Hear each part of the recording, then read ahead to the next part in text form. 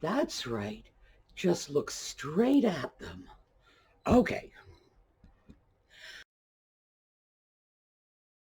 Merry Christmas and welcome back.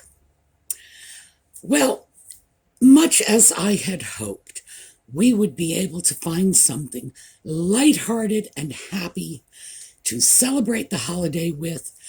I'm afraid that's just not in the cards for us. And that's because a couple of people who really know what they're talking about have put a whole new spin on Nutmeg and Ginger's autohagiography. And it was one, frankly, I had not considered before. So when we come back, we are going to take a look at that.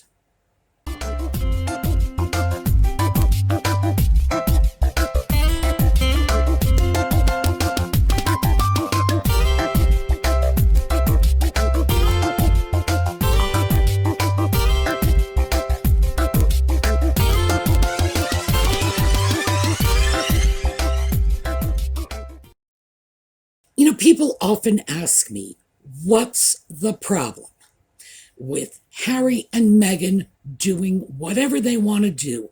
All they are is Kardashian wannabes, and sooner or later, the public will tire of them, and they will fade into the woodwork where they belong.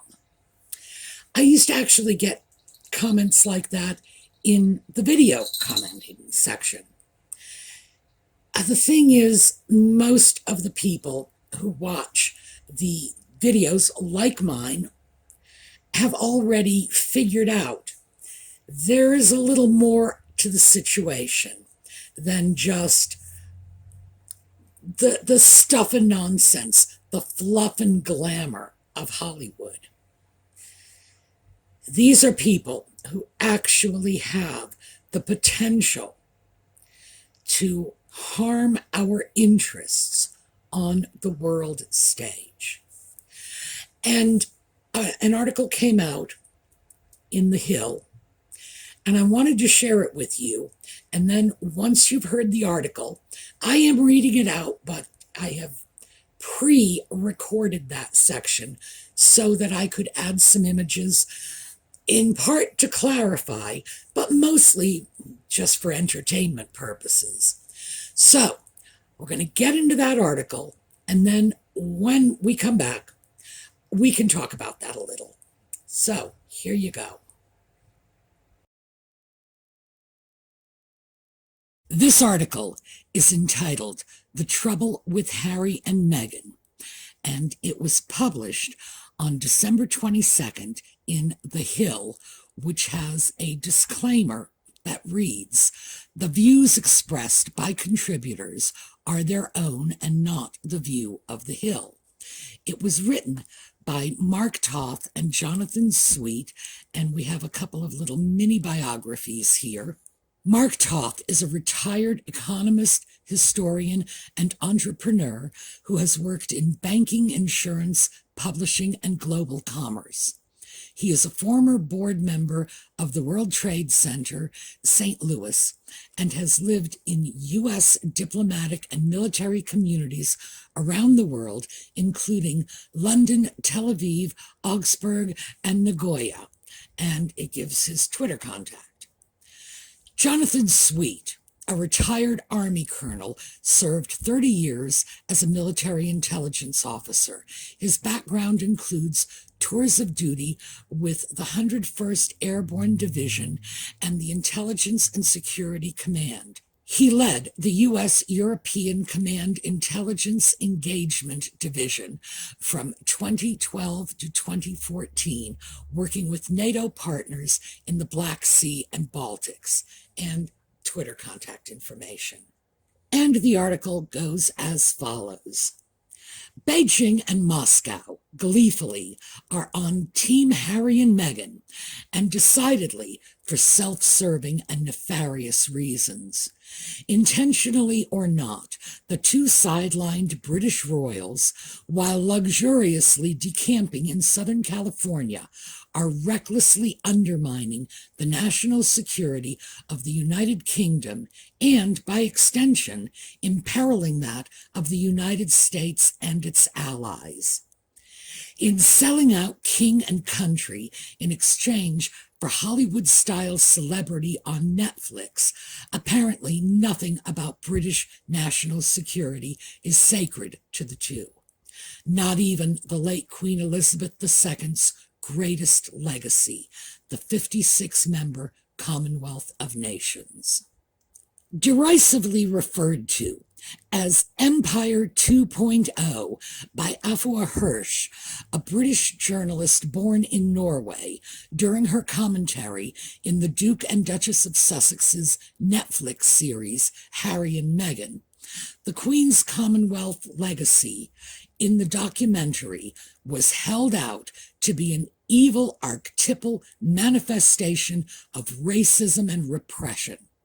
The unspoken inference is that the British royal family is its chief propagator. What rot! If only the Commonwealth Charter agreed. It doesn't. The governing charter itself establishes all member states as equals and emphasizes that it is a voluntary association of independent and sovereign states. Moreover, its founding precepts recognize its special strength lies within its combination of our diversity and our shared inheritance in language, culture, and the rule of law. In many respects, the saga of Prince Harry and Meghan mirrors Alfred Hitchcock's classic whodunit comedy, The Trouble with Harry. In the British filmmaker's movie, the character of Harry Warp, played by Philip Truex, is found dead. Three characters, played by Edmund Gwynne, who played Kris Kringle in The Miracle on 34th Street, Shirley MacLaine, and Mildred Natwick, are all convinced they accidentally murdered poor Harry. The modern dystopian twist, however, is that Prince Harry wants the British and American publics to believe that the royal family, the palace as an institution, or the firm as it is known, and the British media have all conspired to destroy him and his family. Both he and Meghan Markle offer only vague reasons as to why and how. They all hinge around allegations of racism against her. Yet none involves specific accusations naming members of the royal family. In the Duke and Duchess of Sussex's version of Hitchcock's dark comedy, each of the three prime suspects they disingenuously contend is responsible for their royal fallout and demise should accept they are racist in every regard, proven or not, and admit fault without the benefit of facts, evidence, trial, or jury.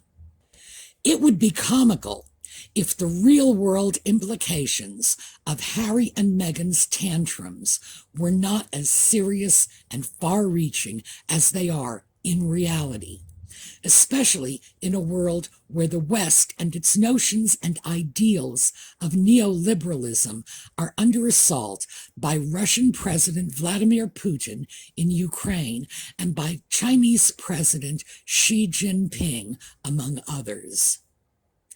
As is, the Commonwealth is under existential attack by Moscow and Beijing, and East, Central, and Southern Africa are most at risk. Both dictatorships offer worldviews fundamentally and diametrically opposed to the West.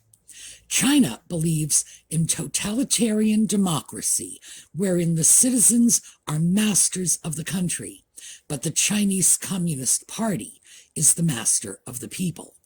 Putin espouses an autocratic, multipolar world forged by military invasions and sham referenda. One prong of attack, especially by China, has been to buy up the Commonwealth, a high-stakes, hostile takeover, if you will. Since 2005, she has pumped 685 billion pounds of Chinese investment into Commonwealth nations. Beijing's largesse, however, comes at a steep cost.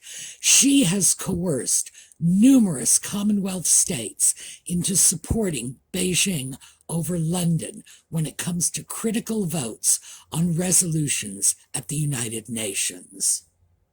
10 Commonwealth members sided with Beijing over London in 2020 during a Human Rights Committee vote on China's Hong Kong national security law. Putin has also benefited from his strategy of heavily involving the Wagner Group in Africa as a mercenary force for hire. Early on in March, 51% of African countries, barely a majority, voted to condemn Putin's special military operation in Ukraine. 5 Commonwealth members abstained, including Mozambique, Namibia, Rwanda, South Africa, and Tanzania. If Harry and Meghan failed to understand this growing threat to the Commonwealth at the outbreak of the war in Ukraine, then by October, neither had any excuse to be presently in denial about the extent of Beijing's and Moscow's growing influence on its member nations. In October, after Russia annexed Donetsk, Kherson, Luhansk, and Zaporizhia, alarmingly, 10 Commonwealth countries abstained. Most egregiously, however, is Prince Harry's evident failure to understand the largely symbolic yet very real role his father, King Charles III, plays as the head of the United Kingdom's military forces, given that the threat to the Commonwealth is not merely political or economic, but an ever-growing military one as well. In addition to Russia's Wagner Group conducting mercenary operations throughout Africa, China is steadfastly militarily encircling much of the Commonwealth in Africa and in the Pacific. Beijing is accomplishing this encirclement vis-a-vis its Belt and Road Initiative, such as building a deep-water port in Lamu, Kenya, and developing the Lamu Port South Sudan-Ethiopia Transport Corridor. China is also reportedly building a military base in Tanzania, expanding its military base and naval capacity in Djibouti in East Africa, and planning more military installations. Given Moscow's and Beijing's designs on the Commonwealth, and Africa in particular, Harry and Meghan's ratings Empire 2.0 publicity stunt for their Netflix documentary could not come at a worse time. Yes, Team Harry and Meghan undoubtedly will argue, as some already have, the two could have served as much-needed ambassadors to Africa. But that's revisionist theory. It appears they were never keenly interested in the role.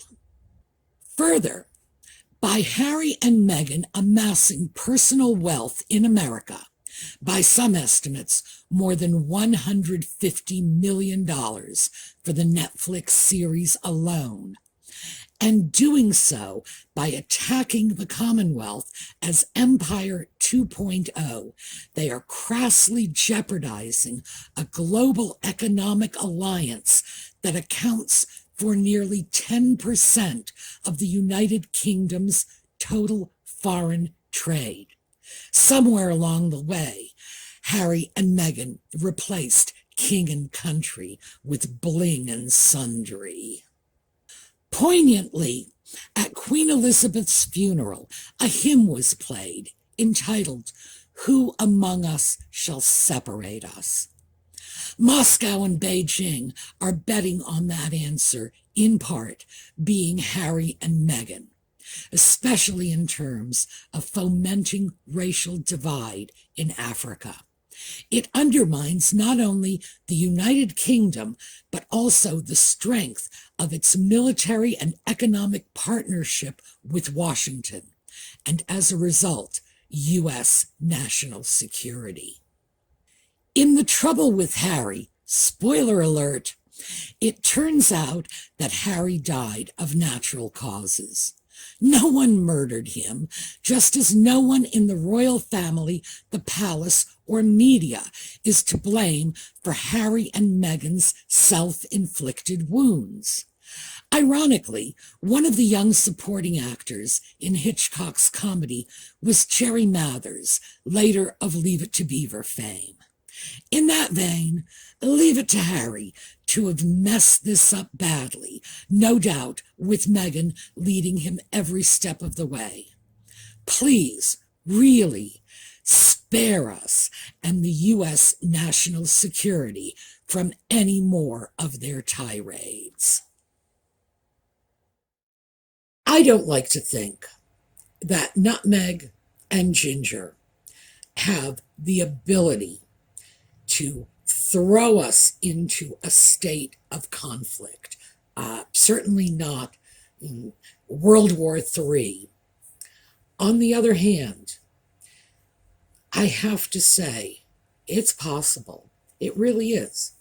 We have gone to war, and by we I mean humankind in general, have gone to war for ridiculous, utterly ridiculous issues. The War of Jenkins' Ear, just for a starter. We are in a world that has been shrunk down by mass communication and rapid air travel. It's no longer the great wide world it once was. Now it's that little bitty marble. And we are dealing with two people who are taking their own highly fabricated, for starters, and fanciful grievances and attempting to superimpose them on the global stage by equating this alleged racist victimization of poor Nutmeg with colonial incursions into foreign countries, with wars, with the catastrophes that followed some of these colonialization events. Why? Because everybody is supposed to feel sorry for them. Everyone must love them and adore them and relate to their truth. Well, their truth is not the truth, and we've talked about that before. This notion that if you're not racist, you're going to love Nutmeg is crazy, because in effect, it gives her a full pass for anything she says or does, because you have to love her to prove that you're not a racist. If you don't adore her, you've got sheets in the back closet or under your bed, and you're just waiting to go out and burn a cross on somebody's lawn. That is craziness. And then saying, well, there's all this structural racism, and there's racism in the royal family. Come on.